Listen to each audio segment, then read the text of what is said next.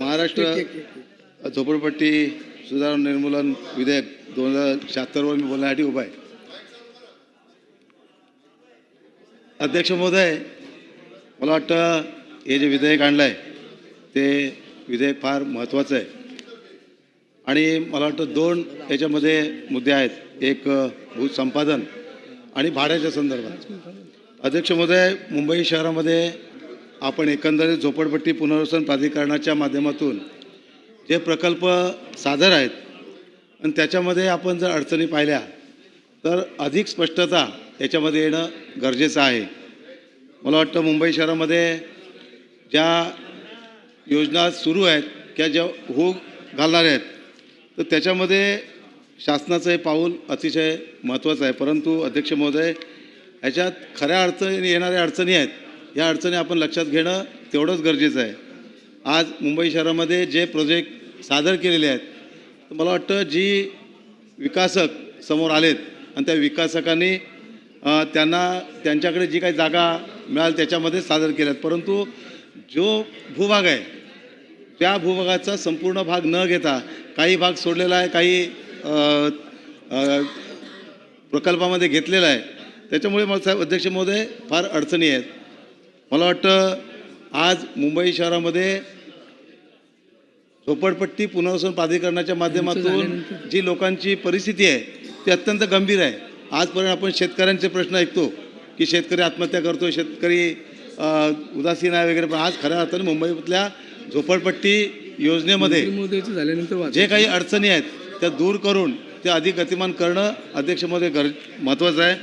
माझी विनंती आहे, या ठिकाणी हे भूसंपादनासाठी हा कायदा आणलेला आहे, हे विधेयक आहे, परंतु ते आणत असताना अध्यक्ष महोदय ते आणत असताना ज्या काही प्रशासकीय यंत्रणेमध्ये अडचणी आहेत, जसं सन्माननीय अळवणी साहेबांनी सांगितलं की हा जो भार आहे हा AGRC आपण कमी करून CO हे केलं, पण COकडे जेवढी प्रकरणं प्रलंबित आहेत, मला वाटतं या ठिकाणी 13-2 केलेले प्रस्ताव असतील किंवा पात्रतेच्या बाबतीत विषय असतील, असे अनेक विषय या SRAच्या COच्या माध्यमातून रखडलेले आहेत आणि मला वाटतं या माध्यमातून अधिक स्पष्टता येणं गरजेचं आहे. जोगेश्वरी विधानसभेमध्येच एक शिवदर्शन सोसायटी आणि त्याच्याबरोबर 34 सोसायट्या असा एक प्रोजेक्ट जवळजवळ 7,500 झोपडीधारक आहेत. अध्यक्ष महोदय, आज ती 13-2 केली आहे, अभय योजना आणली आहे, परंतु अभय योजना आणूनसुद्धा जवळजवळ 8 महिने झाले. अध्यक्ष महोदय, आणि ती NCLTकडे गेलेली आहे प्रकरण. आता NCLTकडून त्याचा निर्णय लागेल तोपर्यंत लोकांना घर नाही आहे, भाडं नाही आहे, लोक रस्त्यावर ट्रान्झिट कॅम्पमध्ये ठेवले आहेत, तिथे त्यांना सुविधा नाही आहेत. अध्यक्ष महोदय, याच्यात अधिक स्पष्टता येणं फार गरजेचं आहे.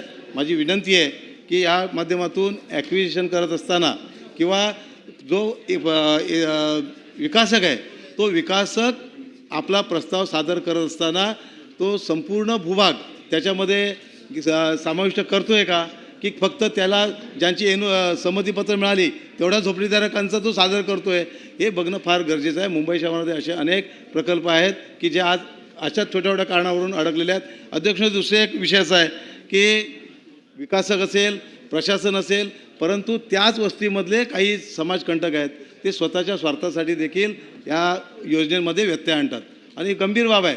त्याच्यासाठी अध्यक्ष महोदय, पोलीस ठाणं लक्ष देत नाही, SRAच्या माध्यमातून त्यांच्याकडे जसं RTIचे ॲक्टिव्हिस्ट आहेत जे स्वतःचा उद्योग सुरू केला आहे, अशा प्रकारचे काही ठिकाणी मुंबई शहरामध्ये असे काही समाजकंटक त्या विभागात राहणारे यांचा एक व्यवसाय बनलेला आहे की विकासकाला कुठेतरी अडचणी जाणार किंवा आणखीन स्वतः कुठे वेगवेगळे कारणं शोधून तो प्रकल्प विलंब करा.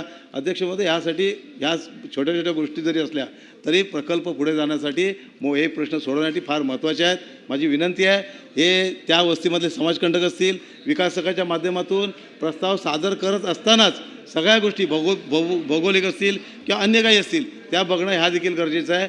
अध्यक्ष महोदय, अजून एक गोष्ट आपल्या निदर्शनास आणू इच्छितो. मंत्री महोदयाला माझी विनंती आहे की जे प्रकल्प येत असताना त्या आडव्या झोपडपट्ट्या उठून उभ्या झोपडपट्ट्या होता कामा नये आणि आज याची दखल घेणं गरजेचं आहे. त्याचं कारण असं आहे अध्यक्ष महोदय, एखादा त्या क्षेत्रामध्ये SRAच्या माध्यमातून थोडीशी माहिती मिळाली की तो बिल्डर होतो आणि प्रस्ताव सादर करतो आणि सादर करत असताना नंतर मग त्या लोकांना ज्या सुविधा मिळाल्या पाहिजेत की प्रकल्प खऱ्या अर्थाने त्या लोकांना चांगल्या पद्धतीने मिळाला पाहिजे, परंतु जागेच्या अभावी म्हणा किंवा अन्य कारणांमुळे तो पूर्ण करू शकत नाही. मग कसं तरी सुविधा देण्यासाठी प्रयत्न करतो. अध्यक्ष महोदय, पाण्याच्या जाण्या येण्याच्या रस्त्यावरच पाण्याच्या टाक्या, त्या टाक्याच्या बाजूला दुसरी सिवरेजची या अशा काही गोष्टी आहेत अध्यक्ष महोदय, ह्या अत्यंत कठीण आहेत आणि त्याच्यामध्ये मुंबईमधला झोपडीधारक हा अत्यंत अडचणीमध्ये आहे. ही योजना अधिक पारदर्शकतेने किंवा सक्षमतेने जाणं फार गरजेचं आहे.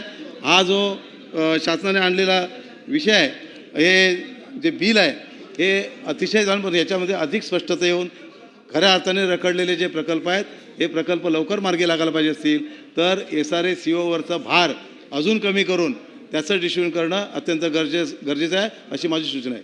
धन्यवाद. बोला बोला बोला.